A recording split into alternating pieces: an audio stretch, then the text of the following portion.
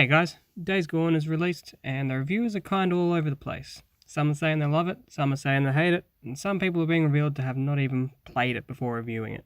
So I thought I'd go and make a review from someone who's actually played the game.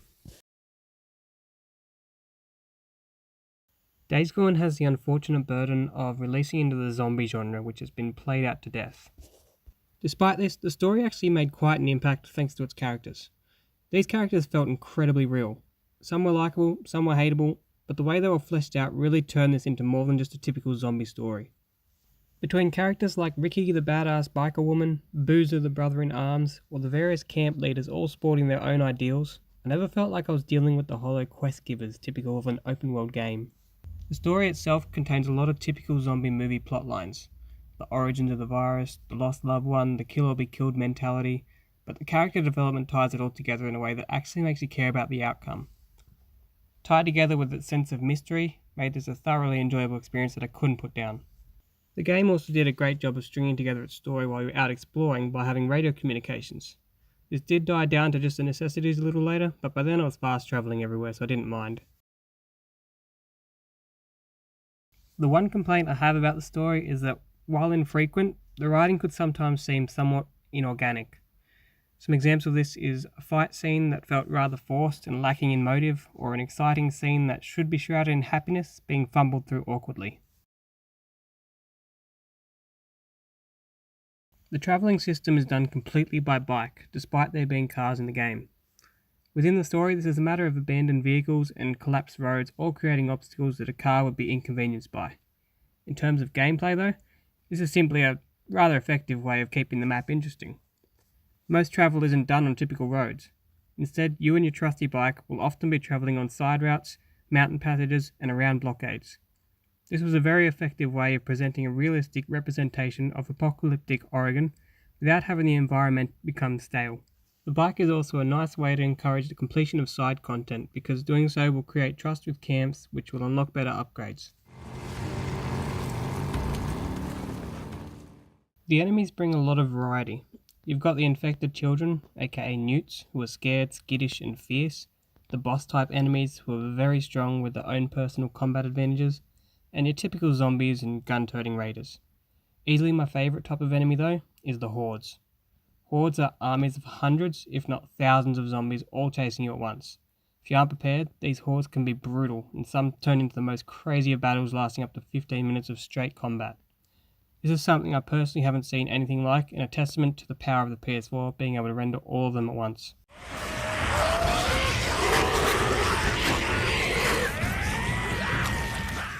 The shooting system brings with it some intensity by having some pretty big controller dead spots to make it critical to be prepared. You can ease the flow of combat with a great variety of upgrades which hit a nice middle ground of not being too powerful to make essential or too weak to be useless. Also featured is the option to use stealth for combat encounters, a system that is simple enough to be enjoyable even if you don't like stealth games. And when you're done with all the game has to offer, you have over 200 collectibles you can enjoy tracking down.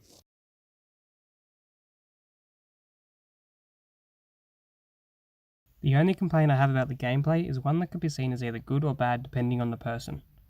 The bike features a fuel system and the fuel tank size that you start with is incredibly small. At first, it's not uncommon to have to find fuel for every few minutes of driving. The best upgrade in the game will have you capable of crossing the entire map with one tank. But to give credit where credit is due, the fuel system was implemented fantastically.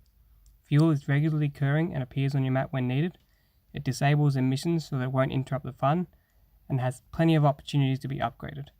And it will actually act like a real life vehicle and use far less when coasting, which I thought was a nice touch. Unfortunately though, it did often feel like a chore to have to monitor it, and I felt discouraged from exploring the world until later in the game due to fears of being stranded.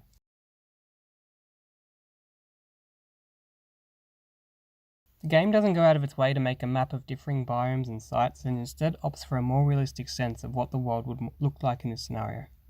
Even so, there's never a dull moment while traversing the large world thanks to the visually stunning graphics. The scenery could be seen as somewhat bland after a long time of playing, but thankfully the snow breaks up this monotony occasionally, introducing a fresh and beautiful atmosphere. The snow is also really well done and detailed in the way it gradually falls and coats the ground with a thick white sheet.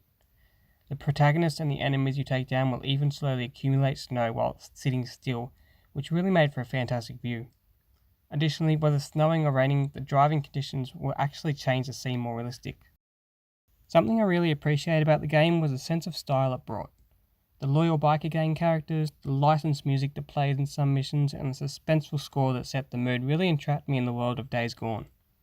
Something that brought it all together was the terrific voice acting of Sam Witwer as Deacon St. John, which made the character very likeable. Additionally, the character model very closely resembled his actual mannerisms. This all created a very real sense of immersion within the story. The first thing you'll notice playing is that the loading times for Days Gone can be horribly long at times. The worst loading screen happens when you open the game, but these waits can happen all throughout it. It also doesn't feature seamless cutscenes, so sometimes you can see loading screens of around 30 seconds just between two cutscenes. Thankfully, these become far less common the further into the game I got. As some players have complained, the map is somewhat bland. While there's plenty to see and do, the colour tones were often very basic in nature.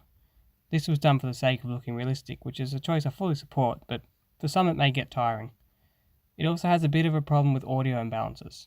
There would often be times where Deacon would be screaming over the radio despite no reason being present to do so. This was clearly done to account for yelling over the noises of a bike, but in times where you weren't moving it just felt awkward. Unfortunately, Days Gone brings a fair few bugs to the table on its release. I didn't experience any for at least the first half of the story, but by the end I'd seen missing subtitles, out of sync audio, models not fully rendering, and the most common, frame rate drops. The frame rate drops only happened while travelling on the bike thankfully, and always disappeared when I slowed down. Additionally, there seemed to be a correlation between bugs and keeping the game on for long amounts of time. Most, if not all the bugs can be solved by simply restarting the game. Despite being so new, Days Gone already has a negative reputation for being a buggy mess. I don't feel this is fair judgment. The bugs are there, but they're mostly non-interfering with the gameplay and easy to solve. What should instead be getting attention is the incredible gameplay that kept me gripped from start to finish, and the story filled with mystery, romance, suspense, character development, and the best puns you'll ever see. Thanks for watching. I hope you liked my first ever review. If you'd like to see more, or give me a reason to buy a better mic, I hope you'll consider subscribing. See you next time.